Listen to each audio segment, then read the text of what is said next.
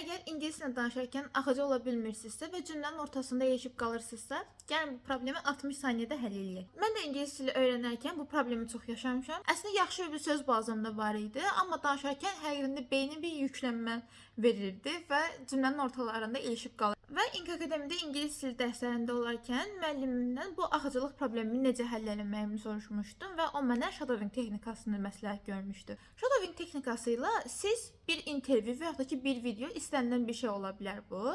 Sadəcə orada native bir speaker olsun və ingilis dilində danışarkən siz də həmən insanın tempini və onun dediyi söz ardıcıllıqlarına uyğun olaraq deyə biləsiniz. Danışığını başlayırsınız kopyalamağa. Sanki həmən insanın kölgəsi kimi siz də həmən o insan danışdıqca siz də danışmağa başlayırsınız. Gəlin sizə bir dənə nümunə göstərim.